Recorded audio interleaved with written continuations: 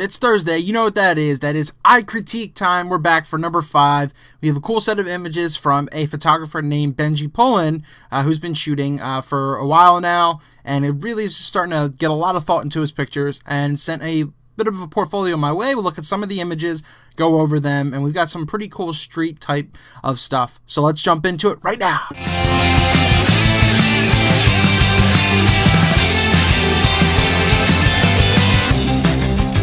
Okay, so Benji sent in a portfolio of about 9 images. Typically, I say keep them around 5 or 6. That's why I'm not doing them all. But just a couple quick things I'll say at the end in regards to, just a few of these detail-y shots.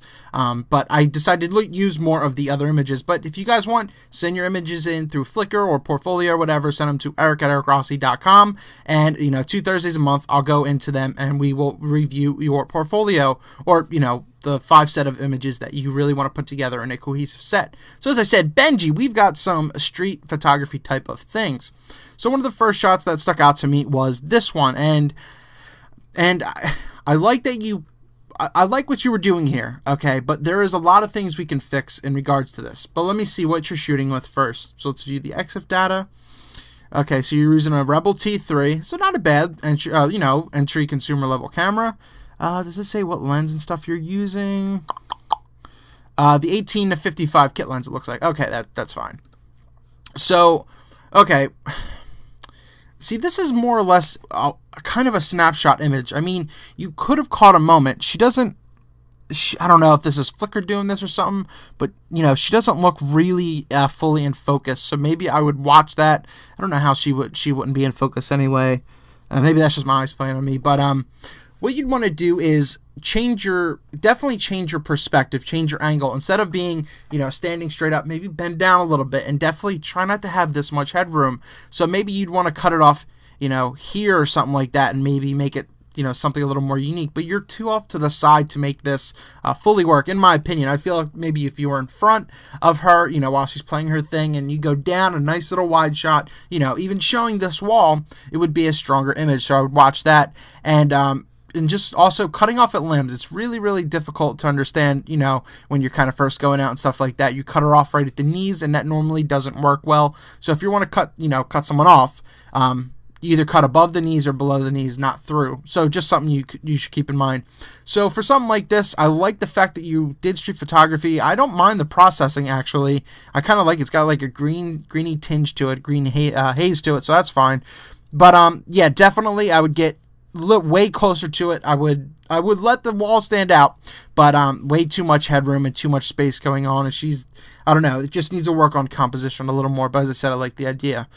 So I took this one, and as I said, I wanted to kind of touch on it more. I think this plays better than this one in regards to, I like the angle more, but once again, I don't feel as connected, and once again, there's just a lot going on, like, sign over here and stuff like that. So just work on composition, work on getting a little tighter, watching all this space, unless, it's there for a purpose. So just keep that in mind. As I said, I like your eye, though. So, okay, another street, you said street vendor. Okay, perfect. As I said, I like the fact that you're going out, you're finding these shots, and you are doing a great job. I do like his face, but I wish I could see it more. So maybe I would lower your shutter speed a little more. Let's see what you were shooting at anyway. View EXIF data. Wow, okay, so you're 1/400th of a second. I have a feeling you could have lowered your shutter and maybe put it at 1/100th or, something of a second, 1/180th, and that would have let in a lot more light, and he would have been, and this whole area would have been, exposed better. And yes, this would have been blown out a little more. It would have got brighter, but it would have worked well, especially if you cropped it off a little more. And I have a feeling, once again, you're off to the side a little too much. I would get in more, just put it more in front of you, and go from there. As I said, this kind of just looks like you just snapped it real quick and walk by. I understand street photography stuff, but just get in there, get your shot, then get going. As I said, it could have been better maybe from the front, lower angle, showing like these in like the foreground right here, looking up, and it would have been a strong shot. So even at that point, I might ask, if you're really that uncomfortable with just shooting and going, I would go that route. But definitely try to play with using, lower angles and something with street photography, and just watching all the different space and stuff going on here, and Just watch your perspective a little. Okay, so light painting, which is extremely tough to do if you don't understand how to do it. The problem here is nothing is really in focus. And it can be. A lot of the lenses that you see, you can set them to infinity. There's usually a mark on a lens, but you have the kit lens that actually, it might not have that in there. But I understand it might be tough to see, but I would at least try to get, something in focus over here, even if you got to shine a light to do so, because when you have it like this, I have a feeling you may have been maybe in auto mode or something, and you set it to just a really long shutter to get the light. Let's see what it was. Okay, exposure was 20, f8. Okay, wow, f8 and a missed focus. That's very interesting. 21 millimeters. Okay, that's fine. So you did 1/20th of a sec, or 22nd. Yeah, I do like the fact that you got lower, but as I said, this just needs to be in focus. Are you still using the T3? Yeah, you're still using a T3. Interesting. Yeah. Watch the focus on this. And go from there and try it again. I mean, you do understand the light trails, absolutely, but I'd work on it more and work on getting a little bit more in focus. But you do have some of the settings down in regards to the focus, in regards to the shutter speed. Okay, so I have two photos right here of a skateboarder. I automatically have to say that they're not in focus. I mean, right here, he's not really in focus.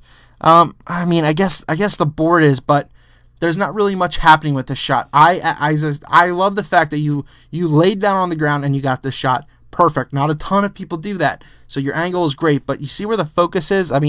You do lose them right here. Let's see what shutter you were at actually. I guess like 1/200th of a second, and you're getting that much blur. So wow, you're using high apertures. Okay, so for something like this, I'm not sure exactly what you're going for, but you got to watch cutting them off, and you got to watch your framing and everything here. But because the trees are in focus, you don't want to be using a high f-stop like an f22, etc.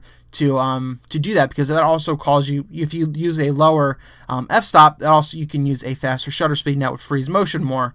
But even with f22, like, he's kind of blurry. I don't know. It's very, very interesting in how that worked. I wouldn't use an f22 in regards to that. I would try to.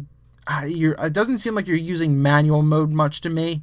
I would definitely look into it, because it's just really important.